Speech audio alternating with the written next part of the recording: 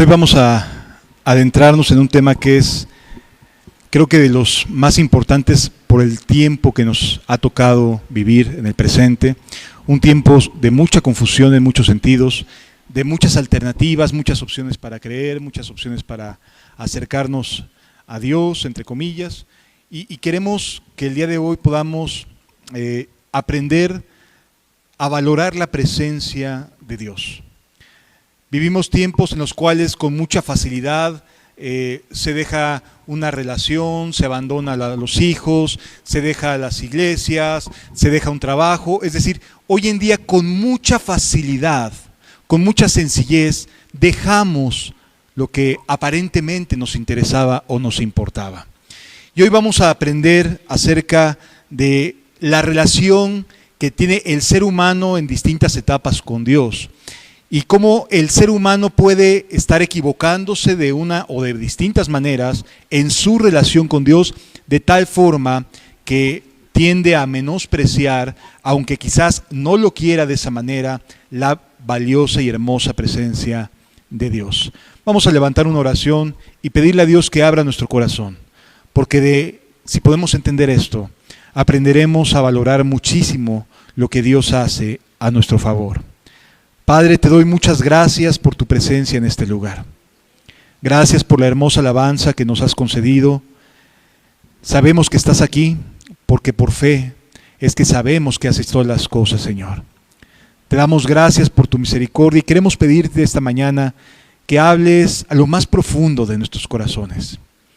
Que nuestros corazones no hallen tranquilidad detrás de excusas, de pretextos, de cosas que parecen buenas, sino que en verdad podamos entender a valorar tu presencia, poderla comprender de tal manera que tú, Señor Jesús, seas muy glorificado por medio de esta palabra.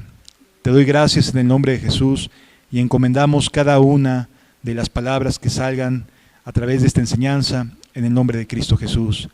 Amén. Vamos a hablar bastante acerca del Antiguo Testamento, porque hay varias cosas. La Biblia nos enseña que las cosas que están escritas en el Antiguo Testamento nos son ejemplo a nosotros que hemos alcanzado la misericordia y la gracia de Dios. Las cosas que vamos a leer son un ejemplo de la manera en la cual Dios ha decidido relacionarse con el ser humano y cómo el ser humano cambia las cosas para tratar de acomodar a Dios a su conveniencia, a lo que no le pese en su corazón, a lo que no quiere abandonar de su vida. Vamos a leer juntos en el libro de Éxodo capítulo 25.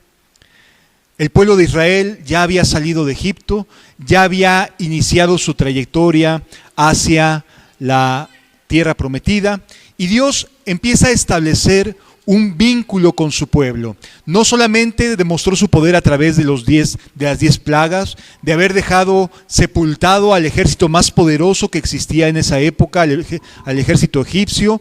Lo dejó sepultado bajo toneladas de agua, sin que el pueblo hubiera levantado un solo dedo. Solamente se atrevió a caminar de acuerdo a las instrucciones que Dios le había dado a Israel. Ahora nos encontramos con la fabricación, la creación del lugar en el cual el pueblo habría de adorar. Éxodo capítulo 25, vamos a empezar a leer desde el versículo número 1, para que podamos entender todas las cosas que Dios comenzó a provocar en el corazón de los seres humanos, en este caso de este pueblo de Israel. El versículo 1 dice de la siguiente manera: Jehová habló a Moisés diciendo: Di a los hijos de Israel que tomen para mí ofrenda. Recordemos que el pueblo de Israel había salido de Egipto con muchas cosas. Se le había permitido salir no solamente ellos, así como iban, sino se les dio oro, se les dio plata, se les dio ganado, se les dio animales de granja. Es decir, Egipto no solamente dejó ir al pueblo y ya, lo envió con gran botín de Egipto, ¿sí? Y entonces el pueblo de Israel, cuando llega a este punto, llega con una gran cantidad de artículos de oro, de plata, de animales, etcétera, etcétera. No estaba con las manos enteramente vacías. Dice la Escritura: di a los hijos de Israel que tomen para mí ofrenda, de todo varón que la diere de su voluntad. Importante que aquí aplica la voluntad humana para dar ofrenda para el tabernáculo que estaban a punto de erigir, de levantar. De todo varón que diere de su voluntad, de corazón tomaréis ofrenda. Esta es la ofrenda que tomaréis de ellos: oro, plata, cobre, azul, púrpura, carmesí, lino fino, pelo de cabras, pieles de carneros teñidas de rojo, pieles de tejones, madera de acacia, aceite para el alumbrado, especias para el aceite de la unción y para el incienso aromático, piedras de ónice y piedras de engaste para el efod y para el pectoral. Y harán un santuario para mí y habitaré en medio de ellos, conforme a todo lo que yo te muestre, el diseño del tabernáculo, el diseño de todos sus utensilios, así lo haréis. Es decir, Dios manda específicamente cómo será cada cosa, de qué tamaño, de con qué características lo va a querer. Es decir, es muy específico Dios en darle un detalle muy claro al pueblo de Israel para que les pudieran decir de qué manera quería Dios que se hiciera el tabernáculo. Ahora bien, dice: y harán un santuario ¿para quién? Para Dios, ¿sí? Un santuario para mí y habitaré en medio de ellos. El santuario sería el vínculo, el vehículo por medio del cual Dios habitaría en medio de su pueblo. Versículo número 10. Harán también un arca de madera de acacia, cuya longitud será de 2 codos y medio, su anchura de codo y medio y su altura de codo y medio. Y la cubrirás de oro puro por dentro y por fuera, y harás sobre ella una cornisa de oro alrededor. Comienza Dios a darles instrucciones de cómo es específicamente que quiere que sea el arca. Dice, le continúa diciendo: fundirás para ella 4 anillos de oro para que pondrás en las 4 esquinas, 2 anillos a un lado de ella y 2 anillos al otro lado. Harás unas varas de madera de acacia, las cuales cubrirás de oro, y meterás las varas por los anillos a los lados del arca para llevar el arca con ellas. Las varas quedarán en los anillos del arca, no se quitarán de ella, y pondrás en el arca el testimonio que yo te daré. Y así es como quedaría, no sé si tengas la imagen, el arca una vez terminada, después de las especificaciones que Dios ha dado a su pueblo.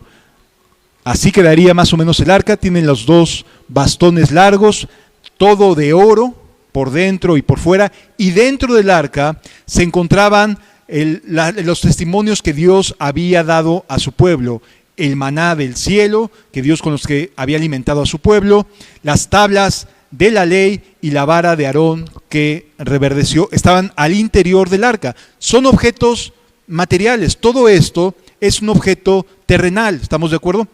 Sin embargo, lo usa Dios como vínculo, como para que el pueblo supiera que ahí estaría la presencia de Dios.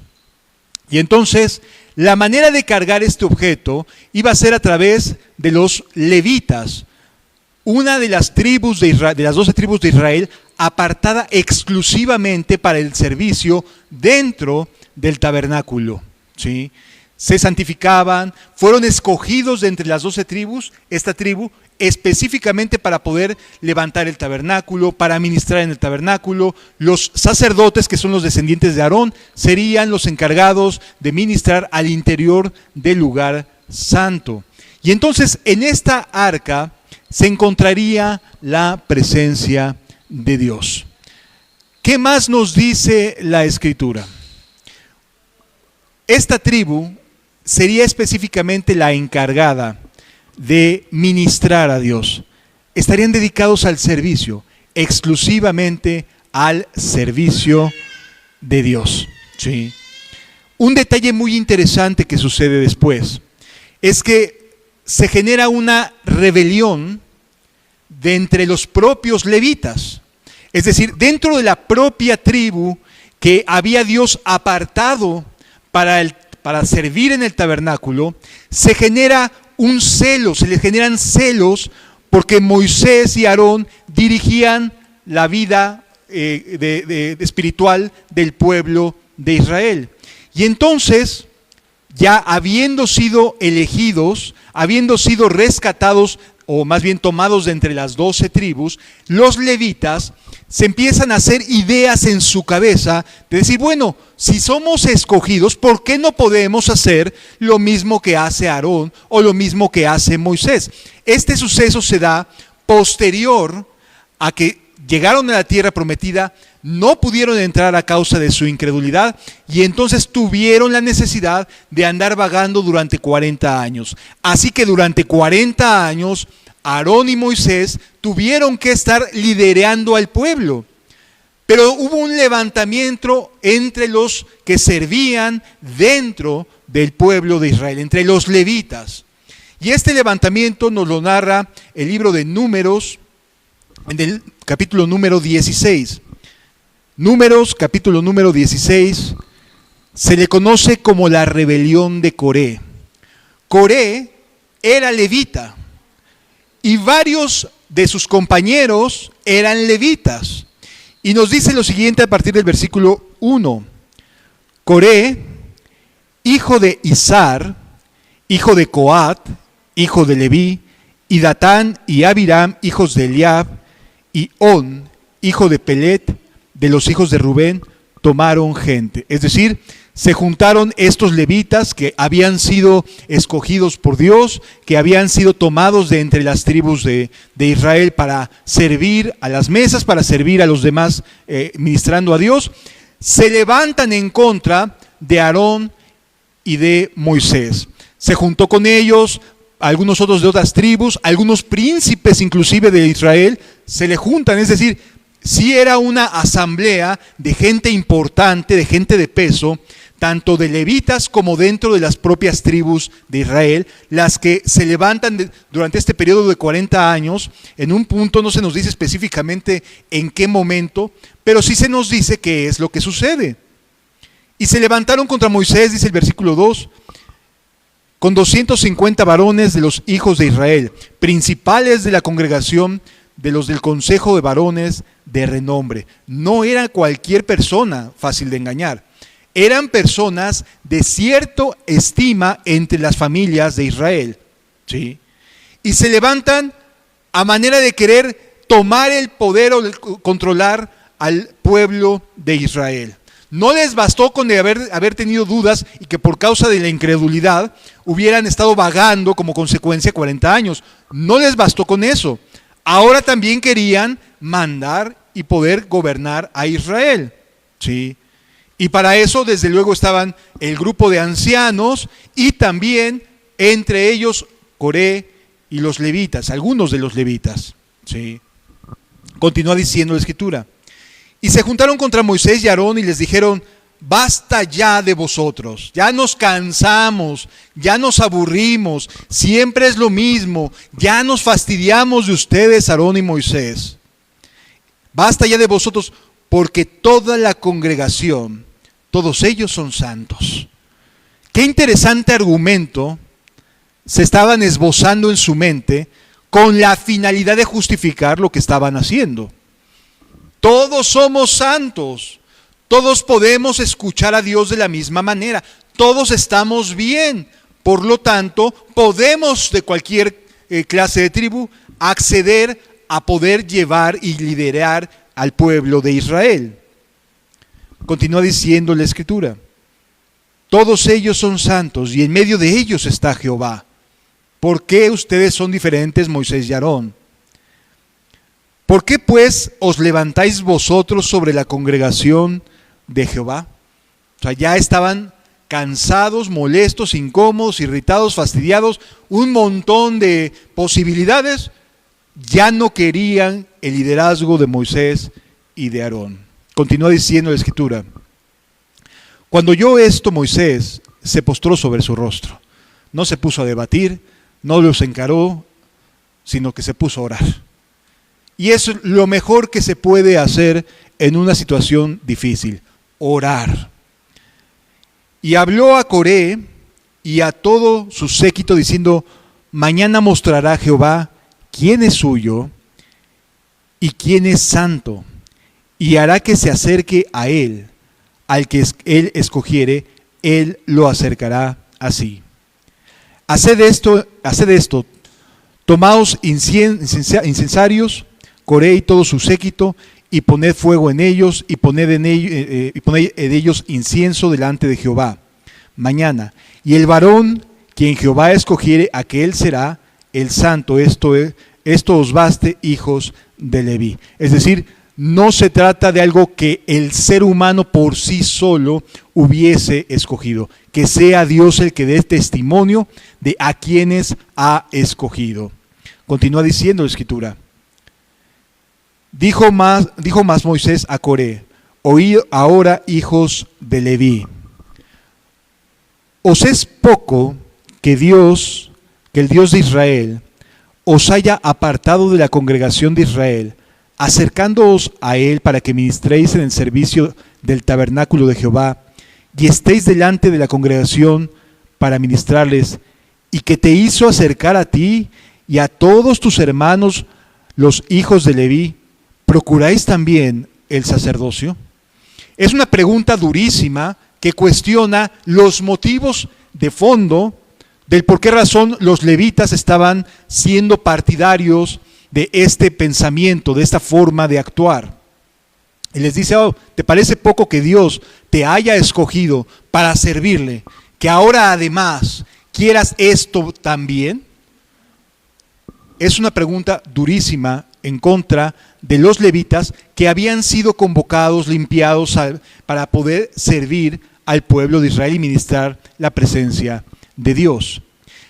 A veces podemos estar sujetos a tal tentación, amados, no a querer levantarse en contra de los ministros o de los pastores y lo demás, pero sí de menospreciar a los demás o de tomar en poco a las personas. Sí se corre ese riesgo, pues finalmente todos somos santos, ¿no?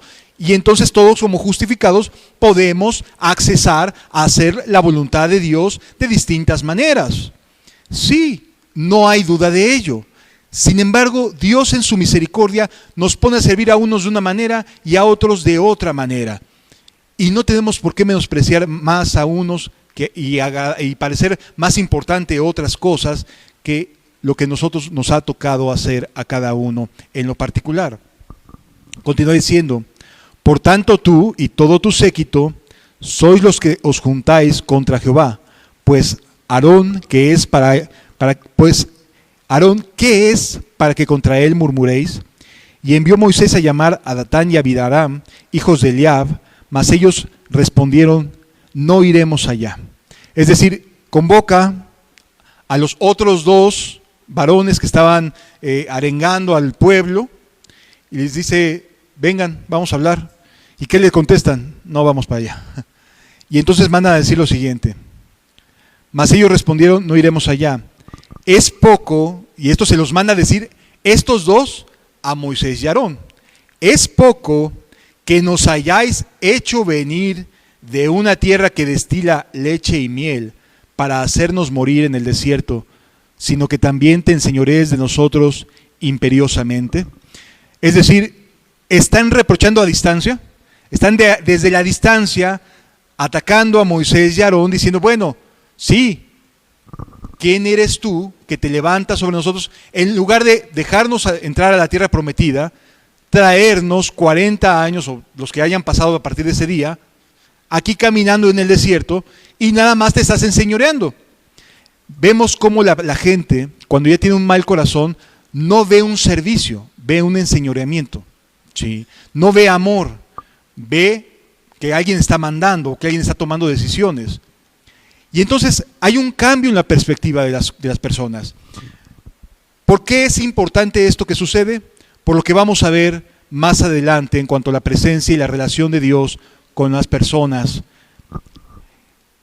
A partir de este momento, llega el día siguiente, se presentan los hijos de Israel, los levitas que estaban de acuerdo con esto, y Moisés ora a Dios y dice: Señor, tú decide quién vas a elegir, que sea algo muy notorio, que sea algo muy manifiesto, que se abra la tierra y que se trague vivos a aquellos a quienes no has elegido. Y se abre la tierra, se empieza a temblar la tierra, y se abre la tierra y se traga a Coré, a los otros dos, a los levitas, a los ancianos del pueblo que estaban de acuerdo con este tipo de actitud. Pero sucede algo muy interesante que habla de la misericordia de Dios. La tienda de Coré es consumida, se cae, toda se va por el mismo, cuando se abre la tierra. Pero hubo unas palabras de Moisés dirigidas a los levitas que les dijo: apártense de ellos los que quieran servir verdaderamente a Dios. Y ya, esa fue toda la instrucción. Resulta ser que entre los que se llegan a apartar de la tienda de Coré hay hijos de Coré. Y por esa razón, en los salmos encontramos a salmistas que son descendientes de Coré, de esta rebelión, de esta obra tan triste que querían hacer. Se encuentran hijos de Coré ministrando salmos en el templo de Israel. Sí. Y no solo eso, vamos a ver más adelante que Dios bendice cuando nos atrevemos a tomar la decisión de ir en pos de Dios y no ir en pos de lo que el hombre opine o de lo que el hombre quiera hacer, sino en pos de Dios verdaderamente. Pasan los años, vamos a dar un salto en el tiempo después de este evento. Es importante saber cómo es que estaba hecha el arca de la alianza, cómo se tenía que trasladar. También era importante entender que había hijos de Coré, descendencia de Coré, que no estuvieron de acuerdo con esta rebelión y se apartaron, y Dios tuvo misericordia de esta generación de algunos hijos de Coré y de su descendencia, y seguían sirviendo en el templo. ¿Sí? No se quedaron consumidos como su padre y quizás alguien más, algunos otros de la familia, no, sino que hubo descendencia de Coré después de este terrible evento que acabamos de leer. Vamos ahora a leer juntos en el libro de Samuel, en el primer libro de Samuel, capítulo 6. Un brinco en el tiempo hasta el último de los grandes jueces de Israel, aquel que es el antecesor al primer rey de Israel, a Saúl. Dice el capítulo 6, lo que nos va a narrar aquí la escritura es qué sucedió con el arca. Resulta que los que hemos leído la Biblia sabemos que el libro de los jueces es un libro en el cual Dios levanta jueces para juzgar a Israel, para liberarlos de las distintas naciones de su alrededor. Y en este último momento, el último juez de Israel está librando una batalla feroz contra dos enemigos, los filisteos y los moabitas. ¿Sí? Y entonces, los filisteos habían atacado a Israel y habían logrado vencerlos, porque Israel se había apartado en su corazón de Dios.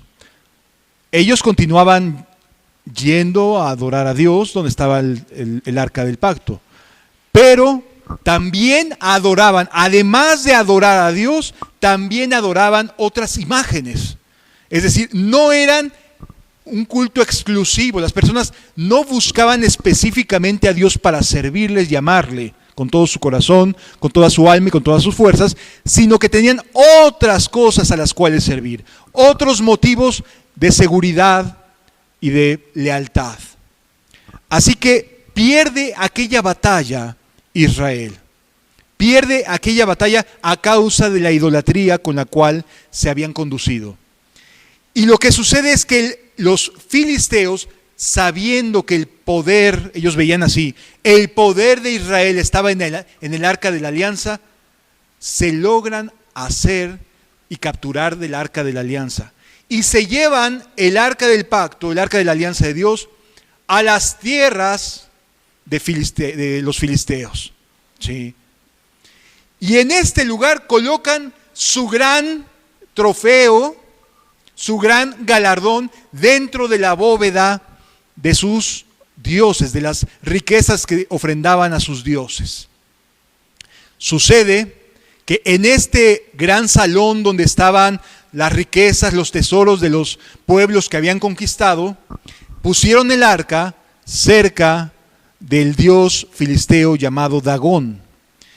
Y aconteció que esta estatua grande, muy grande, pesada, amanece al día siguiente rota. Se había caído la cabeza de Dagón a los pies del arca del pacto, del arca de la alianza, de la caja, de una caja de acacia, de madera, revestida de oro. ¿Sí? Se espantan, pero lo consideran una casualidad, vuelven a colocar la cabeza en su lugar, y dicen, bueno, quizás algún temblor y se cayó. Empiezan a buscarle la manera de justificarlo. Sucede que al día siguiente, no solamente la cabeza, sino también las extremidades estaban rotas. Y entonces entendieron, aquí hay algo raro, aquí es una batalla entre dioses, desde su punto de vista. ¿Sí? Y sucede otra catástrofe también. Comienza a haber plaga de ratones en todas las ciudades de los filisteos. Eran 5 ciudades importantes, porque eran 5 príncipes de los filisteos. Y en cada una de ellas empezó a haber una plaga terrible de multitud de ratones. Y después de la multitud de los ratones empezaron a tener tumores en la piel los filisteos. Y ellos empezaron a asimilar. ¿Desde cuándo estamos sufriendo esto? No, pues desde que trajimos el arca. Acuérdate lo que le pasó a Dagón y ahora nos está pasando esto. Y se enfermaban los filisteos. Y los grandes ejércitos filisteos se enfermaban, todos estaban enfermos. Desde el mayor hasta el menor tenía alguna enfermedad, algún tumor. Era algo muy triste, muy lamentable. Y entonces ellos asumen que la presencia del arca entre ellos es la que está generando este problema. Y este es la primera clase de corazón, vamos a llamarle así. Cuando el ser humano ve a Dios como si fuera un objeto de suerte, como una especie de amuleto. Me traigo la idea de Dios a mi vida o le incorporo a mi vida para que me vaya bien, como un medio de éxito, ¿no? Para asegurar mi éxito, que me vaya bien. Y la gente en el mundo muchas veces ve a Dios así. Lo busco solo cuando me requiero algo. Es el más puro estilo del filisteo. Requerimos vencer a los judíos, nos traemos su poder, ¿no? Lo que ellos pensaban que era su poder. Nos traemos el arca. Pero les empieza a ir mal. Y así sucede muchas veces con las personas. Comienzan a asistir a la iglesia y dicen, no, pues yo que pensé que me iba a ir bien, y comienzan a tener problemas. Y comienzan a tener enfermedades. Y no les empieza a ir para nada bien. Y dicen, bueno, pues si yo estoy yendo a la iglesia para que me vaya bien, ¿por qué me está yendo así? ¿Por qué mi familiar no se sana? ¿Por qué mi familiar parece que está decayendo más su semblante? ¿Se está poniendo peor? Si yo estoy yendo a la iglesia, sí, porque estás queriendo ver a Dios como si fuera un amuleto de la suerte para que te vaya bien. Ese es el pensamiento de la gente del mundo. Ven a Dios solo cuando lo necesitan y lo incorporan únicamente cuando requieren algo. Pero no lo están sirviendo, no lo quieren adorar, no lo quieren servir, simple y sencillamente es un objeto más dentro de su vida, alguien más dentro de su forma de pensar. Lo que vamos a leer a continuación es lo que los filisteos tuvieron que hacer.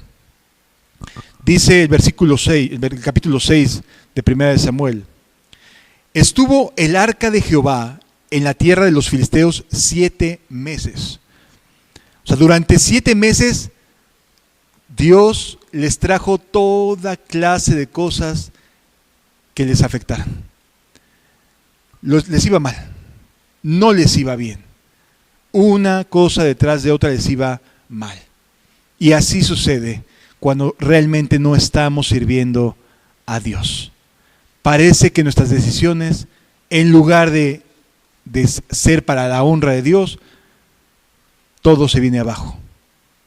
Así es este pensamiento filisteo. Sí. Estuvo el arca de Jehová en la tierra de los filisteos 7 meses. Entonces los filisteos, llamando a los sacerdotes y adivinos, preguntaron: ¿qué haremos del arca de Jehová? Ellos sabían que no estaban teniendo problemas mientras no metían a Dios en sus vidas. No se sentían incómodos, no se sentían a disgusto, parecía que todo marchaba bien, pero cuando empieza a entrar la presencia de Dios, cuando Dios, a través de distintos métodos y mecanismos, les hace saber que está y que los está viendo, lo que quieren es deshacerse rapidito de ellos. Aquí se nos dice: entonces los filisteos, llamando a los sacerdotes y a los divinos, preguntaron: ¿qué haremos del arca de Jehová? Nos está dando lata. Ya no quiero esto. Me está generando problemas. Ya no quiero esto. Y dice la Escritura: hacednos saber de qué manera la hemos de volver a enviar a su lugar. Ya no la queremos aquí. Una de las cosas que la gente que no ama a Dios, aunque vaya a la iglesia, hace, es evitar a toda costa comprometerse de alguna manera con la causa de Dios. No quieren servir a Dios, no les interesa el servicio a Dios, no quieren seguirlo, no quieren ser discípulos de Cristo, simple y sencillamente están por algún beneficio, buscando algún beneficio. Y como no lo obtienen, al contrario, a lo mejor hasta les va peor, dice: no, vámonos, no quiero estar en contacto con este artefacto, en este caso los filisteos, el arca de la alianza. Hay que devolverla. Ellos dijeron: si enviáis el arca de Dios, del Dios de Israel, no la enviéis vacía, sino pagadle la expiación. Fíjense cómo ellos mismos tienen conciencia hasta cierto punto de que algo tienen que hacer, algo hay que entregar, porque no nos está yendo bien, pero tampoco queremos estar jugando aquí porque de plano se nos están complicando las cosas, ¿sí? Ya nos estamos dando cuenta que Dios no está jugando con nuestras vidas. Dios no quiere que seamos más o menos buenas personas, sino que quiere realmente darnos una nueva oportunidad, una nueva transformación verdadera, ¿sí? Y entonces, pues, no hay que hacerlo con las manos vacías. Dice: entonces seréis sanados y conoceréis por qué no se nos apartó de vosotros su mano. Y ellos dijeron: ¿y qué será la expiación que le pagaremos? No tenían idea de qué hacer. Ellos en su mente al principio dijeron: los hemos derrotado y nos trajimos lo más importante de Israel, su arca, su pacto con Dios, nos lo trajimos. Y hoy en día la gente también quiere traer a sus vidas las buenas nuevas, pero no el compromiso que implica traer el evangelio en las vidas de las personas. Tú quieres el pacto de Dios, pero no la responsabilidad de tener a Dios en tu vida. No quieres servir a Dios, no quieres el santificarte. Es más fácil otras cosas que el vivir una vida santa delante de los ojos de Dios. Así que es más sencillo: mejor me alejo, mejor me aparto, mejor no le entro al compromiso, ¿sí? No me rindo a Él. Ellos no sabían qué hacer, solamente decían: pues algo tenemos que hacer porque nos está yendo como en feria, ¿no? Nos está yendo sumamente mal. ¿Y qué será la expiación que le pagaremos? Ellos respondieron: conforme al número de los príncipes de los filisteos, 5 tumores de oro. Ya te imaginarás qué clase de imagen se les ocurrió hacer, ¿no? 5 tumores de oro por cada príncipe de los filisteos.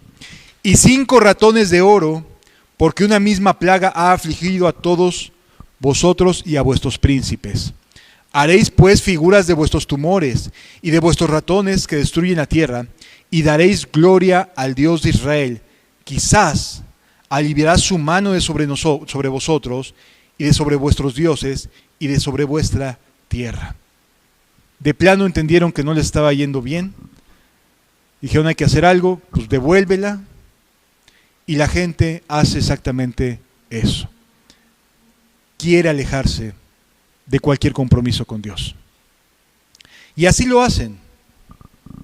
Mandan de vuelta a Israel el arca de la alianza.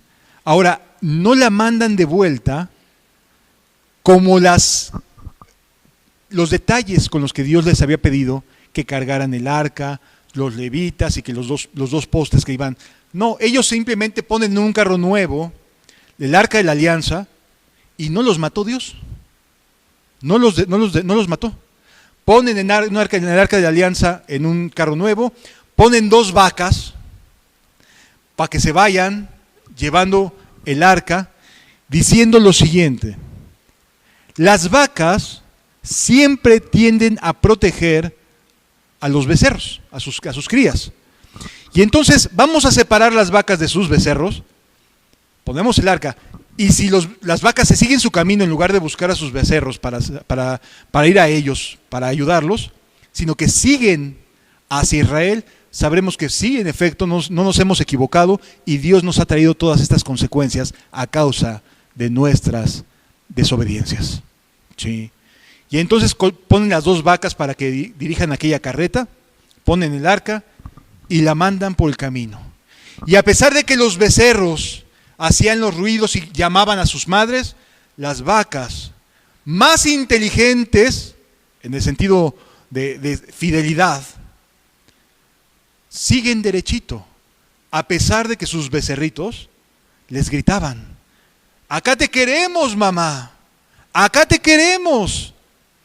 Y ellas, las vaquitas, siguieron el camino ignorando el grito de sus becerros. Hasta ejemplo es para nosotros. ¿Sí? Cuando seguimos a Dios o seguimos las emociones.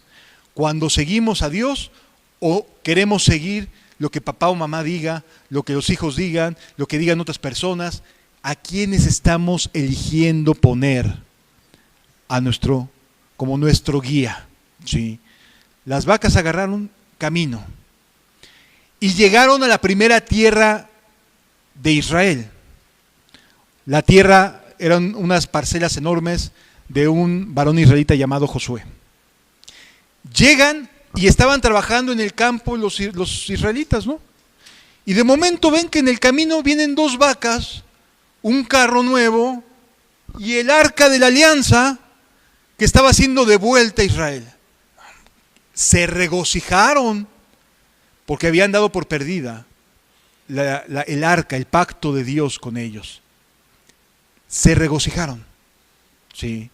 Estuvieron sumamente contentos, sumamente felices. Pero sucedió algo en ese mismo día.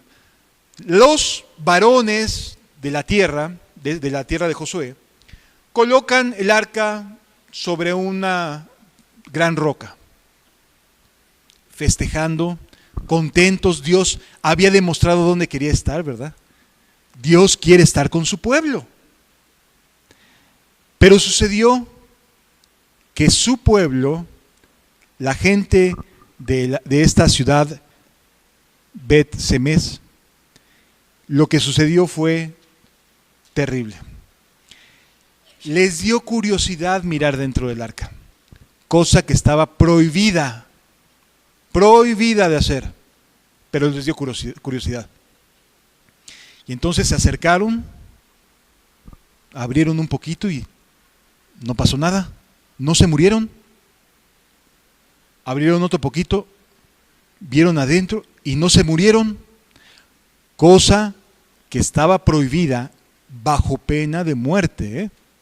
O sea, Dios había prohibido que siquiera se tocara el arca. Solamente los levitas, por medio de los palos de acacia bañados en oro, podían levantar el arca. Tocarla, no, solo a través de los palos podían levantarla y trasladarla.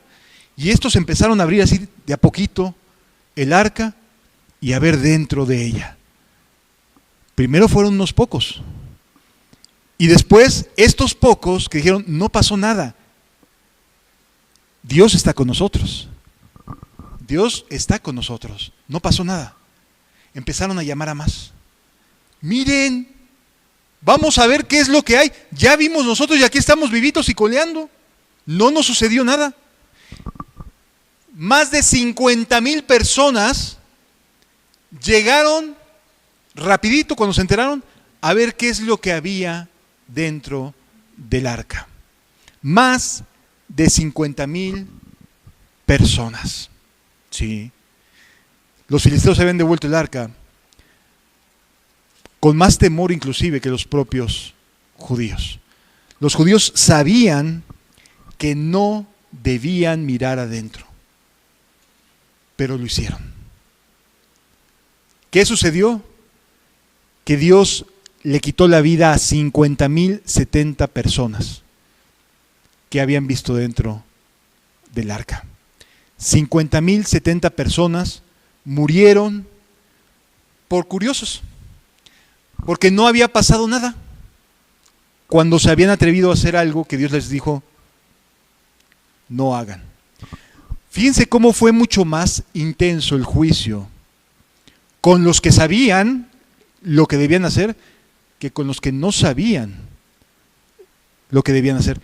Los filisteos cargaron el arca y la pusieron en la carreta y la enviaron. No se murieron. Llega a Israel, el lugar de su pueblo, con los que sí saben hacer lo bueno, con los que sí conocen la ley, con los que conocen Biblia, pero que no le estaban viviendo, no le estaban obedeciendo, y dijeron, pues mira, no me ha pasado nada. No me ha pasado nada. Podemos seguir todos por este caminito. No ha sucedido nada.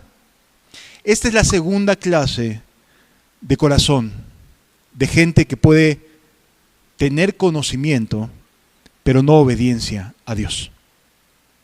Conoce, pero no lo obedece. Eso sí, es curiosa.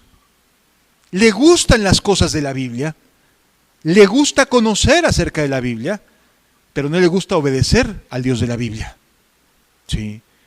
Y entonces, aquella ocasión mueren 50,070 personas. Así, en un momento mueren. Qué terrible para aquella ciudad.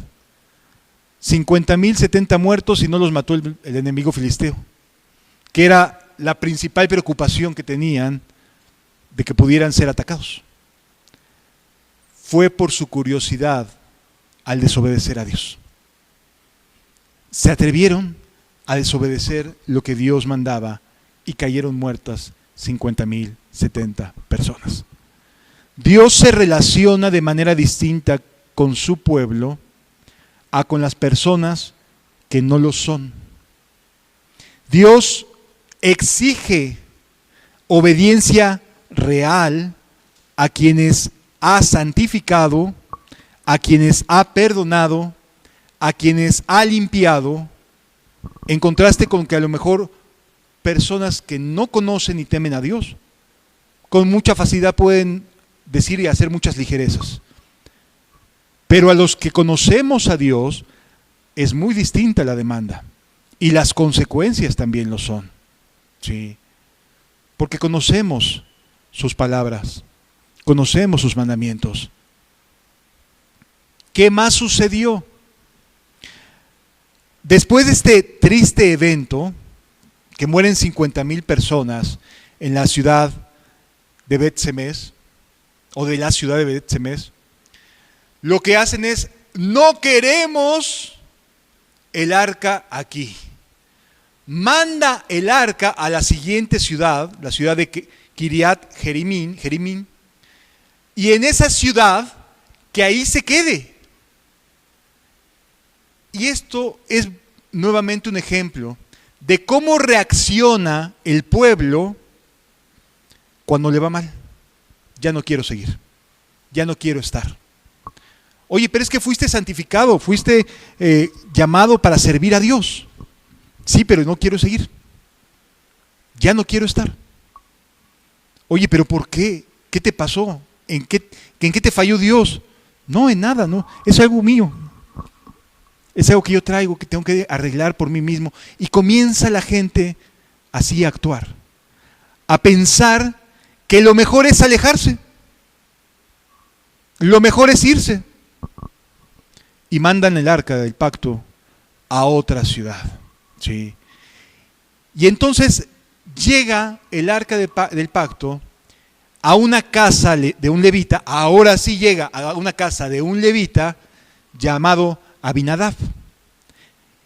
Y sabiendo, siendo levita, pero sabiendo lo que había sucedido en la otra ciudad, lo que hace es que le asigna un lugar, un cuarto, para que ahí se esté el arca. Santifican a uno de sus hijos, era levita, santifican a uno de sus hijos para que pueda estar cerca del arca solamente una persona. Ya habían aprendido la lección, y lo digo así entre comillas, para que pueda estar cerca del arca y que ahí se quede. ¿Qué sucedió? 20 años estuvo olvidada el arca en esa casa. La presencia de Dios, que no quisieron en una ciudad por curiosos, se fue a otra ciudad donde la pusieron casi bajo llave. Que nadie se entere, que nadie sepa absolutamente nada. Durante 20 años estuvo el arca en una habitación guardada. La casa de Abinadab continuó con su vida rutinaria, su vida habitual. En estos 20 años asciende Saúl como rey. Durante este periodo de 20 años también asciende David como rey. Cae Saúl, asciende David, y el arca en casa de Abinadab, neutral, sin bien ni mal, sin hacer bien, sin hacer mal. Nadie buscaba la presencia de Dios por miedo. Les daba miedo. Ni siquiera el hecho de que estuviera la presencia de Dios en la casa del levita Abinadab generaba ningún cambio entre ellos. Ni siquiera en su propia casa. Estaba la presencia de Dios, porque es lo que refleja, lo que representa el arca de la alianza, la presencia de Dios. Estaba en casa y no generaba ningún bien en esa casa. Era como si tuvieran algo más, un objeto más ahí, en un cuarto guardado. No había adoración, no había respeto, no había nada. Cuando David asciende como rey y cae Saúl, David toma la decisión de querer adorar a Dios. Y entonces dice, bueno, tráiganse el arca de la alianza de casa de Abinadab. Y entonces sale después de 20 años, imagínense, ya estuvo 7 meses con los filisteos, 20 años sin hacer ningún bien ni mal en la casa de alguien, como un objeto más. Sale de casa de Abinadab, la colocan en un carro nuevo, así como los filisteos. Y eso sí, en lugar de vacas, ponen para que jale esta carreta nueva 2 bueyes. Y ahora sí lo acompañan el traslado levitas, hijos de Abinadab. ¿Sí? Vamos a leer juntos en la segunda carta a Samuel, capítulo 6. Segunda de Samuel, capítulo 6.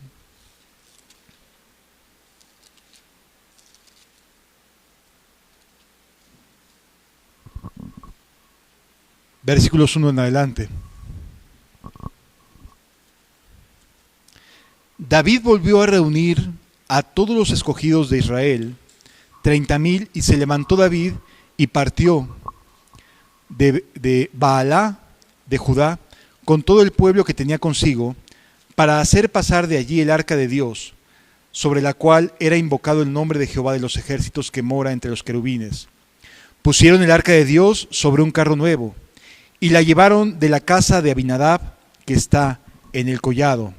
Y Usa y Ahio, hijos de Abinadab, guiaban el carro nuevo. Ahora David, que sí amaba a Dios y amaba su presencia, quería la presencia de Dios dentro de su casa. Él sí quería la presencia de Dios dentro de su casa. Él sí amaba a Dios. Abinadab solo consideró a Dios un objeto más de su casa. Algo más. Y este es el tercer tipo de contraste que quisiera que prestáramos atención, amado. El primero de la actitud de los filisteos. El segundo de aquellos curiosos que ya eran parte del pueblo, pero que no estaban obedeciendo a Dios tal cual Él lo había pedido. El tercer tipo es la casa de Abinadab. 20 años teniendo el arca en su propia casa, pero no generó absolutamente nada bueno para ellos. Un objeto más dentro de toda su dinámica familiar.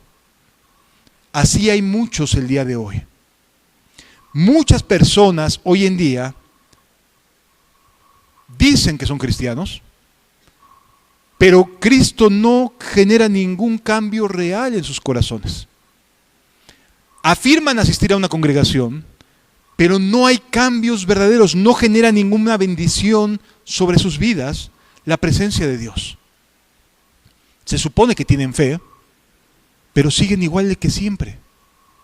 No hay cambios, no genera nada, no hay bendición.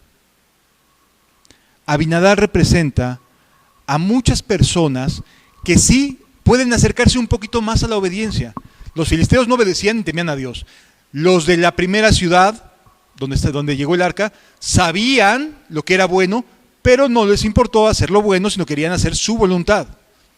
Murieron 50,070. El arca llega a un tercer tipo de personas. Los que sí son levitas y sí resguardan con mayor reverencia, pero no con completa reverencia, sino un poco mejor, el arca del pacto, sin que interfiera en sus vidas. Sí, aquí está, pero que no me genere un compromiso, que no me cambie la vida, porque Abinadab y su familia vivían bastante bien. Sí.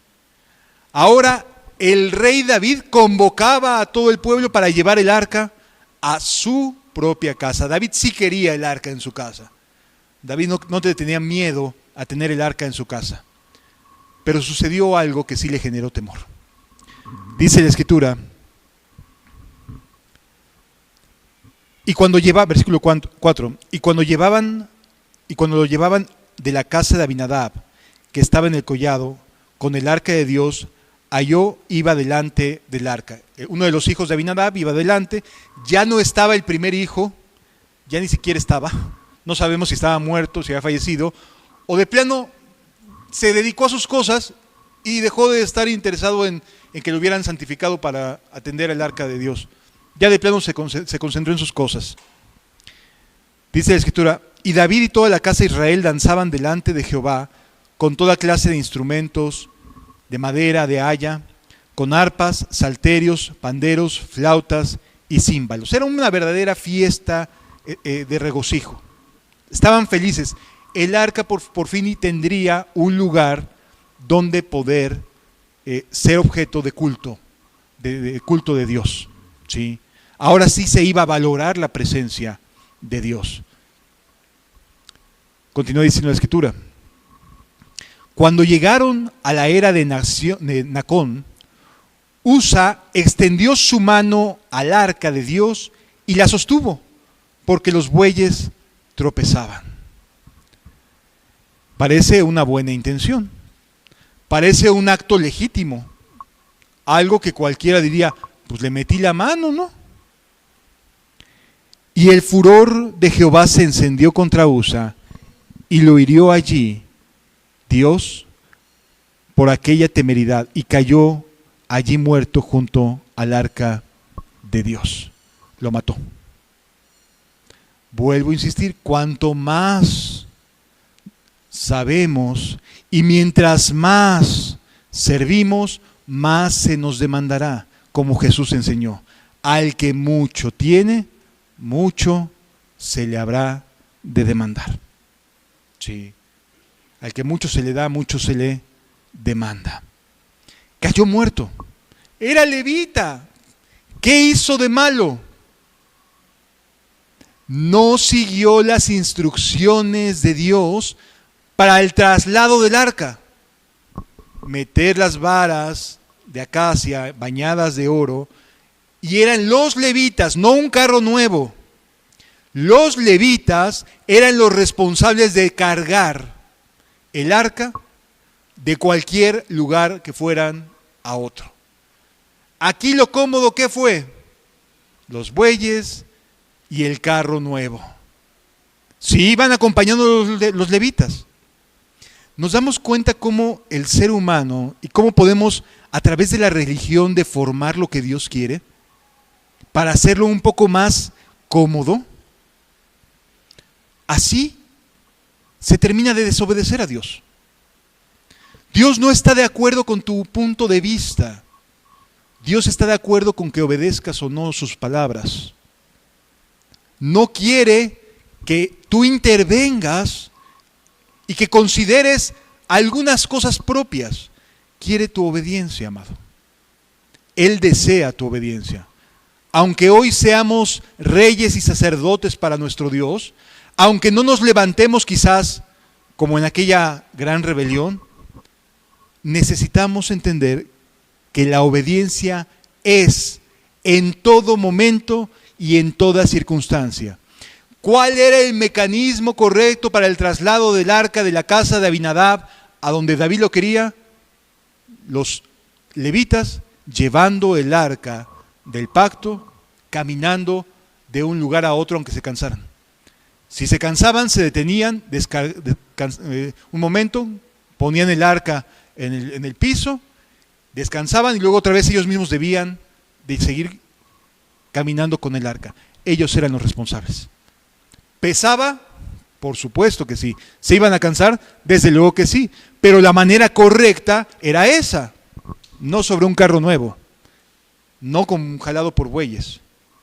Los levitas eran los responsables de llevar el arca del pacto de un lugar a otro. No fue así. Le mete la mano Usa y cae muerto en ese momento. ¿Por qué? ¿Actuó mal Usa? Sí.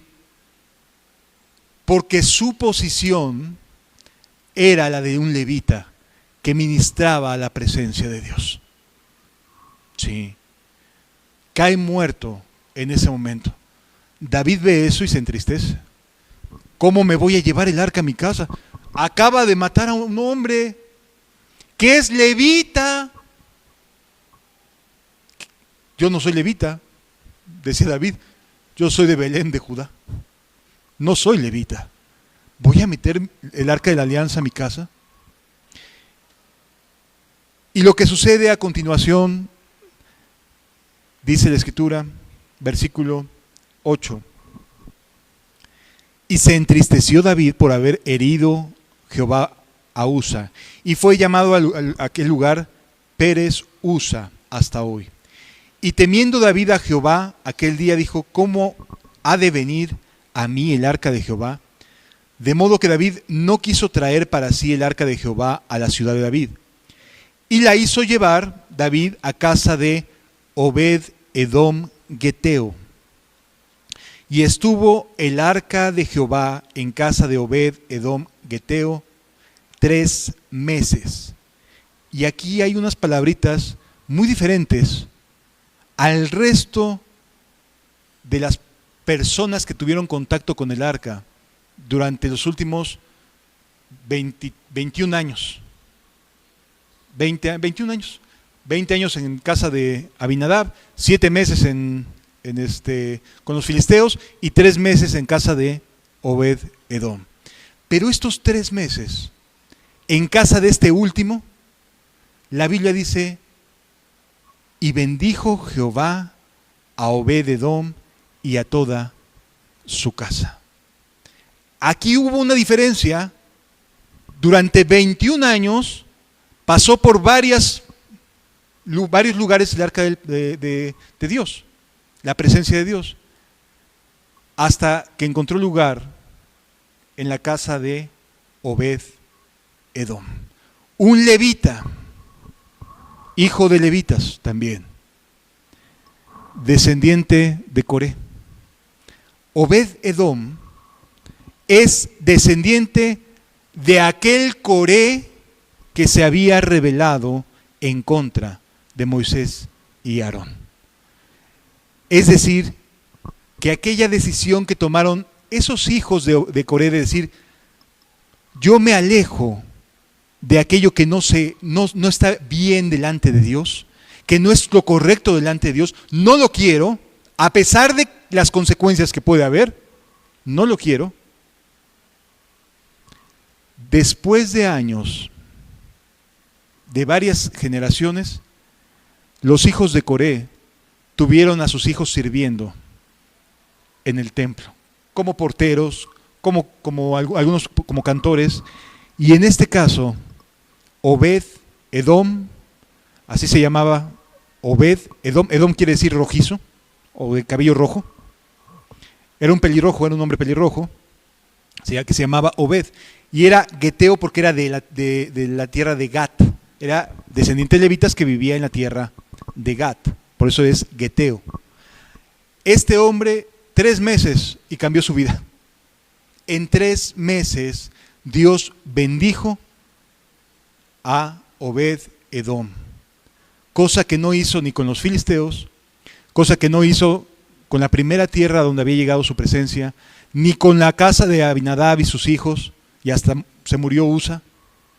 Pero en esta cuarta clase de corazón, lleno de verdadero amor y servicio a Dios, Dios sí los bendijo. Ahí sí hubo un cambio.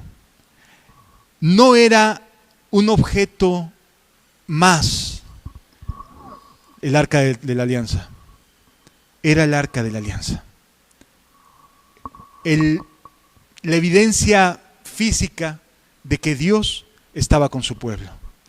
¿Y saben qué? Dios demostró que en 3 meses le cambió la vida a una familia. Por el simple hecho de que ellos sí valoraron la presencia de Dios en sus corazones. Sí lo valoraron. Sí dijeron, quiero servir a Jehová. Le dieron la bienvenida, a pesar de todos los antecedentes de muerte que traía. Oye, se acaba de morir Usa por tocarla. Años atrás, hace 20 años, ¿te acuerdas lo que pasó? 50,000 70 se murieron. Estuvo 20 años en la casa de otro levita, no hizo nada por ese levita. El levita siguió su vida como cualquier otra persona. Nos damos cuenta cómo la religión, aunque tenga algunas verdades o aunque la presencia de Dios esté ahí, aunque sea como sea, la religión no sirve. Hay congregaciones, hay denominaciones que asientan su confianza en la historia, cuando Dios es trascendente a la historia y al tiempo. Es decir, está por encima de la historia, está por encima del tiempo. Dios es un Dios al que hay que obedecer. Y nuestra única seguridad es que Jesús vino a morir por nosotros para que le obedezcamos, para que le sirvamos. No vino a morir por nosotros para hacernos felices, es para que le sirvamos, para amarlo, para entregarnos, para consagrarnos a Él. Obed-Edom era una persona que, si volteamos para atrás, traía una ascendencia de rebelión, ¿no? Pero que amaba a Dios, seguro que amaba a Dios, y lo bendijo, a él y a toda su casa. ¿Cuál fue la diferencia? El corazón con el que lo hizo. Obed-Edom recibió el arca con un temor reverencial, sí. Acababa de demostrar Dios que las cosas se hacen como él dice, o hay consecuencias. Pero la recibió porque estaba dispuesto a hacer las cosas como Él como Dios decía.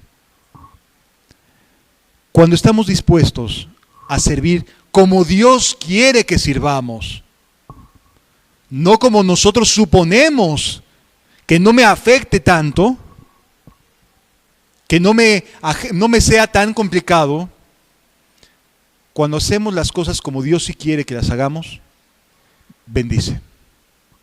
Hay bendición. Pero cuando no lo hacemos así, amados, podemos ir a la congregación, podemos ser levitas, reyes y sacerdotes, que pasan su vida sin ningún tipo de bien hacia la gente.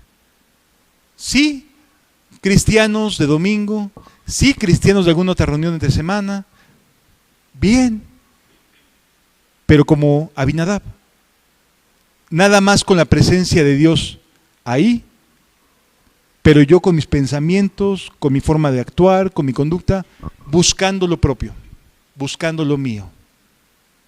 En cambio, si recibimos a Dios dispuestos a una obediencia a su voluntad y no a la nuestra, a sus palabras y no a nuestras palabras, a nuestras ideas, entonces sí habrá bendición.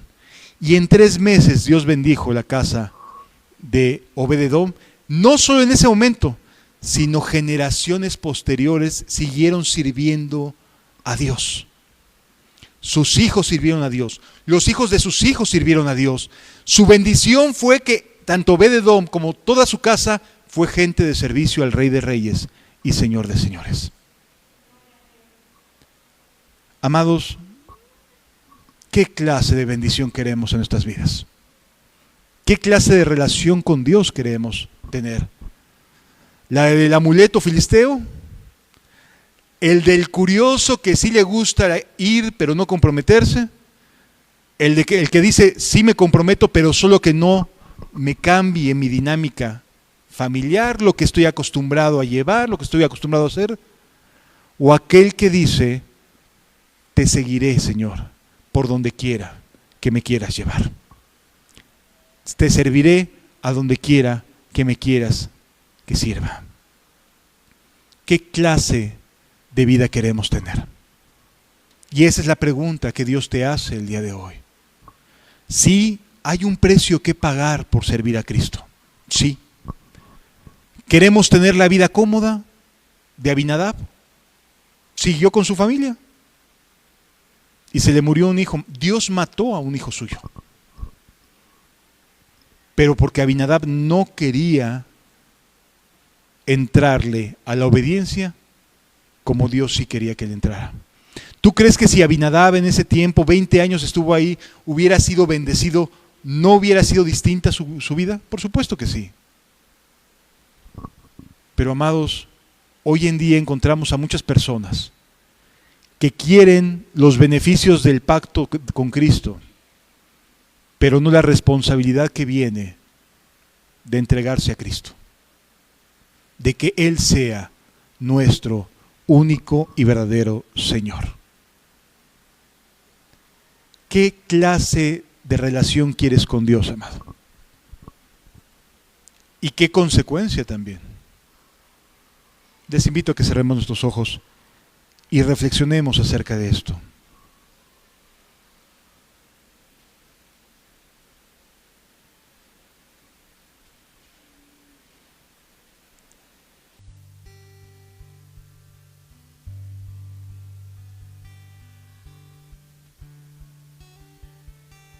Padre, gracias por estar con nosotros, Señor. Gracias porque tu presencia está. Y bendices a quienes te obedecen, Señor. Bendices a quienes se entregan a ti. Gracias, Jesús.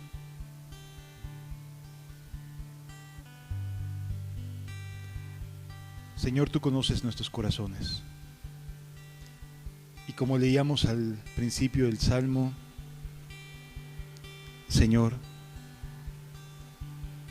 permite que nuestros corazones sean puestos a prueba. Porque las pruebas vienen, Señor, para saber qué tan dispuestos estamos a afianzarnos en ti.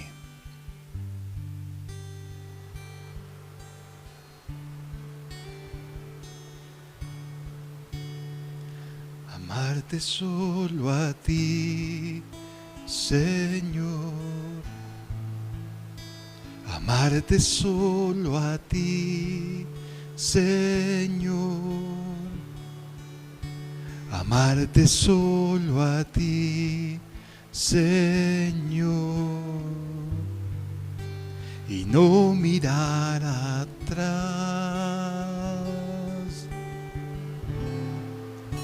Seguir tu caminar, Señor. Seguir sin desmayar, Señor. Postrado ante tu altar, Señor. Y no mirar atrás.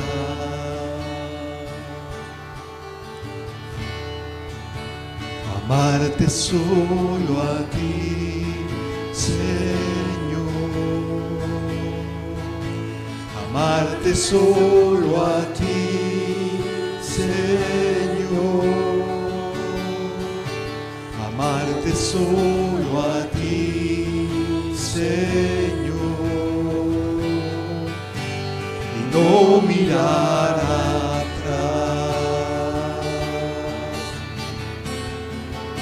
Seguir tu caminar, Señor.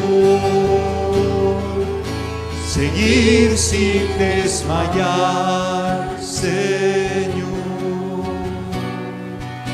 Postrado ante tu altar, Señor.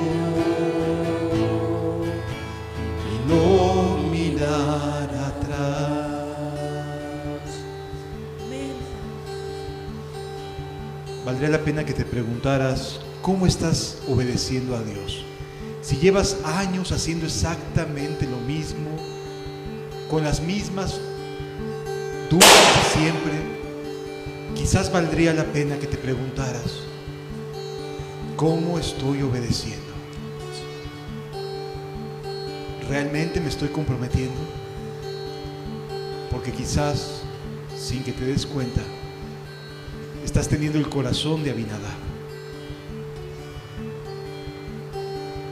Pero hoy Dios te llama a cambiar, a tener un corazón entregado, consagrado,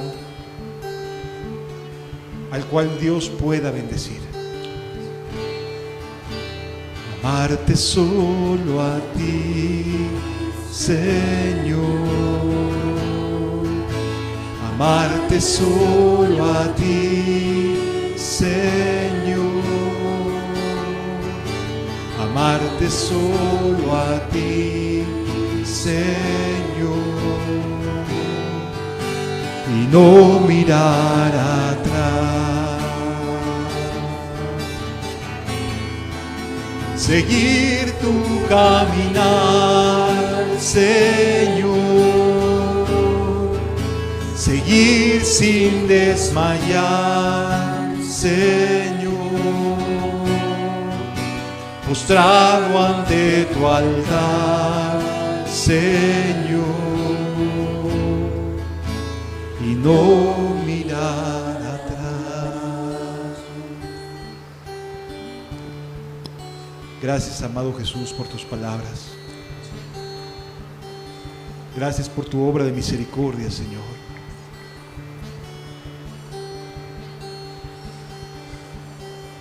Padre, eres hermoso, eres digno de toda gloria y honra y alabanza, Señor.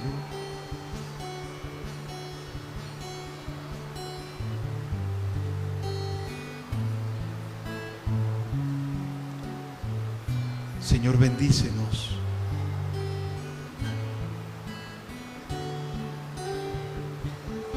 Queremos obedecer como tú quieres obediencia.